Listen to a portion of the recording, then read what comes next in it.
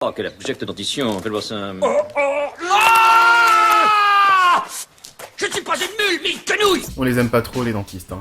Imaginez vous lever tous les matins pendant des années en vous disant chaque jour « Ah, tiens, à 13h, je dois aller chez le dentiste ». C'est en quelque sorte le cas de William.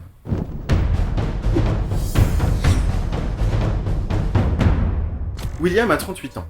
C'est un militaire britannique, mais il est en poste en Allemagne. Le 14 mars 2005, sa journée commence comme n'importe quelle journée. Retenez bien cette date, le 14 mars 2005. D'abord, une petite séance de volet, avant d'aller au bureau faire quelques paperasses. À 13h, il a rendez-vous chez le dentiste pour se faire dévitaliser une dent. Bon, c'est pas très agréable, mais avec une petite anesthésie locale, rien de bien méchant. À 14h30, la petite opération de William est terminée. Mais le dentiste le trouve très pâle. Il se rend compte qu'il n'arrive pas à se redresser. Le dentiste, pensant à un petit malaise, lui donne du sucre. Mais rien n'y fait, son état ne change pas. Il est alors transporté aux urgences, où il reste hospitalisé pendant 3 jours. Et lorsqu'il reprend conscience, on est le 14 mars 2005, et à 13h, il doit aller chez le dentiste. En fait, les médecins se rendent compte qu'il n'a aucun souvenir d'après cette date du 14 mars 2005. Plus terrible encore, il est incapable d'enregistrer un nouveau souvenir plus de 10 minutes. Sa mémoire n'imprime pas.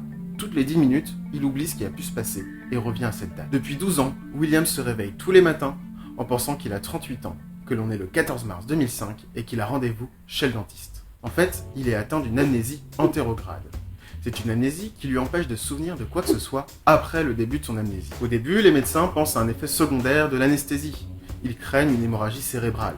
Après une série de tests, d'examens complets, de scanners, d'IRM, tout semble normal. Pas d'hémorragie, pas de lésion, rien.